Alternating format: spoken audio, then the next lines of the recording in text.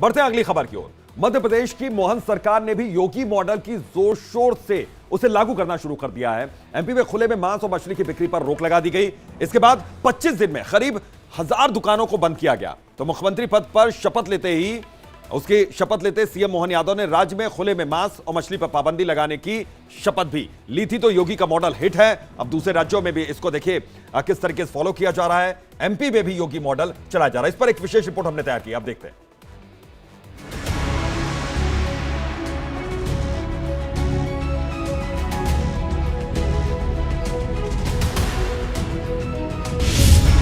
बाबा की राह पर मोहन सरकार। मांस को लेकर एमपी में भी योगी मॉडल लागू। हमारे यहाँ पता नहीं क्या क्या खुले में बिकता था। हमने कहा कहीं नहीं बिकेगा, सब दूर ताले लगेंगे। खुले में मांस बिकेगा तो जुर्माना लगेगा। अब यहाँ पर इन सब की तमन्ना है कि इन सभी क्षेत्रों में किसी भी प्रकार का मद्य मांस आदि का सेवन न हो, और ये होना चाहिए। मैं प्रशासन से कहूँगा कि इसकी योजना रचना बना करके। हमारे यहाँ पता नहीं क्या क्या खुले में बिकता था। हमने कहा कहीं नहीं बिकेगा, सब दूर ताले लगेंगे। 25,000 से ज्यादा दुकानों पे बंद किया गया। वही जलवा, वही अंदाज। मध्य प्रदेश के नए नवेले सीएम मोहन सिंह यादव यूपी के सीएम योगी आदित्यनाथ की राह पर चल पड़े हैं। 13 दिसंबर को मोहन सिंह यादव ने जैसे ही सीएम पद की शपथ ली, वो सीएम योगी की तरह एक्शन मोड में नजर आए। बाबा का बुलडोजर मॉडल तो पहले ही देश दुनिया में हिट है। खुली मांस मछली की दुकानों पर पाबंदी वाला मॉडल भी सुपर हिट है। बाबा के इस मॉडल को सीएम मोहन सिंह यादव ने भी अपना लिया है। योगी के मॉडल के दम पर ही मोहन सिंह यादव ने सीएम बनते ही ऐलान कर दिया था कि खुले में मांस या मछली या अंडा बेचने वालों की अब खैर नहीं होगी। मोहन सिंह यादव ने अब इस पर एक्शन भी शुरू कर दिया है, जिसका असर साफ साफ दिखाई देने लगा है। ये जो खुले में उल्टा पुल्टा माल मिलता जुलता है, ये नहीं। सीएम ने कार्रवाई करते हुए पिछले 25 दिनों में 25,000 मांस की दुकानों को बंद करवा दिया। उन्होंने साफ शब्दों में कहा कि कोई भी ऐसा दुकानदार बख्शा नहीं जाएगा जो खुले में मांस बेचता नजर आएगा। हमारे यहाँ पता नहीं क्या क्या खुले में बिकता था।